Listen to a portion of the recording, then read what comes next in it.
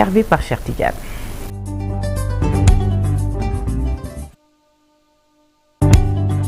Et Apoulaye, de l'autre côté, notre réalisateur, il est aussi très content ce matin. C'est normal, c'est toujours la fête du côté de El Hadj Malick Thiandoum et de sa team. Pendant ce temps, Cheikh Tidiane, voilà, savoure sa défaite. Le ton file. Alors, nous ouvrons ce premier bulletin avec le président de la République qui est attendu finalement à Nouakchott ce jeudi, cher. Initialement annoncé hier, le chef de l'État donc seront finalement à Nouakchott ce jeudi. La Mauritanie en choix légitime pour une première sortie officielle sur le plan économique et social. C'est un sujet signé à Fatimata Touré. La Mauritanie, première visite officielle hors de nos frontières du président Bassirou Diomaye Diakhar Faye après son élection. Un choix tout à fait légitime, tant sur le plan économique que social, selon cet enseignant-chercheur au département d'histoire à l'UCAD. On se base sur ce qu'ils partagent ensemble en tant que ressources naturelles, on peut le comprendre automatiquement. C'est géopolitique, c'est économique, mais moi ce qui m'intéresse le plus dans ce choix, c'est de montrer aussi les liaisons qui existent entre les peuples mauritaniens de manière générale et le Sénégal tel qu'il se présente.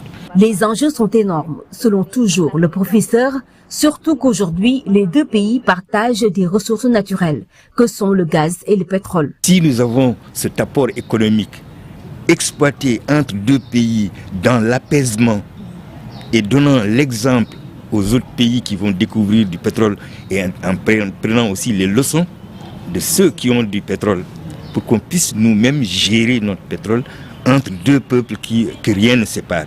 D'ailleurs, le projet de pont est là.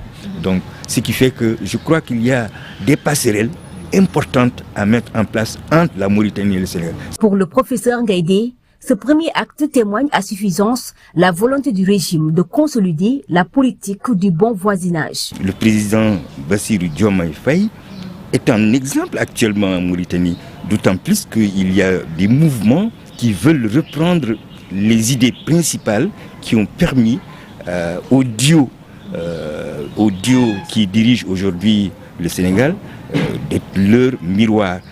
Et je crois que tout cela participe justement d'un possible renforcement des liens entre le Sénégal et les pays voisins. 2 semaines après son installation à la tête du pays, le chef de l'État Bassirou Diomaye Faye est attendu ce jeudi à Nouakchott pour son premier déplacement officiel hors du Sénégal.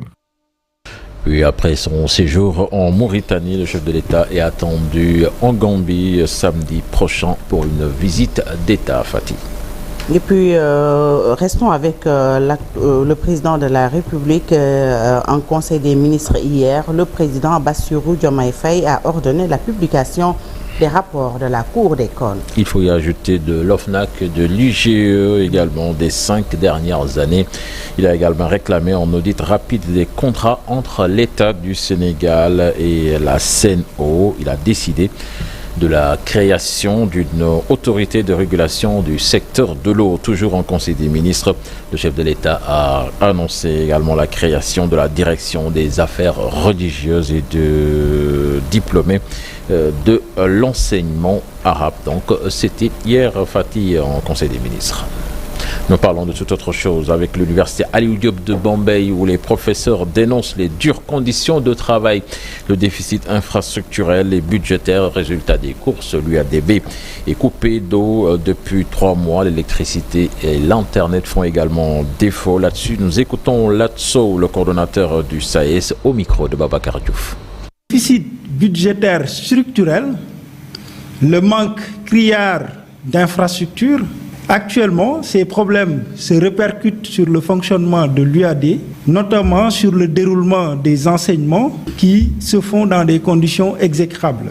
On note également une persistance des problèmes d'électricité et d'approvisionnement en eau dans le campus, problème d'accès à Internet.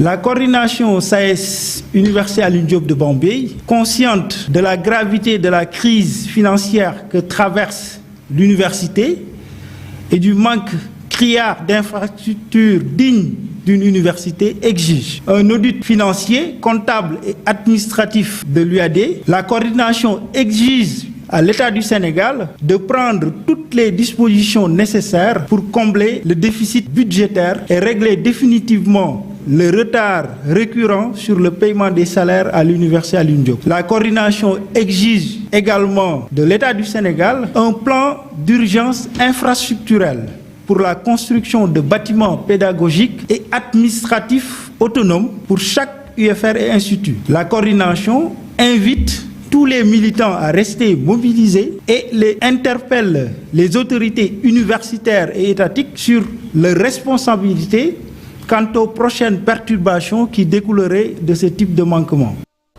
Yalla Sokhna Fati, c'était donc là l'essentiel de l'actualité nationale de ce matin. Merci beaucoup, Cheikh Tidiane Diao, pour cette première tasse actu bien digeste. Tout à l'heure, dans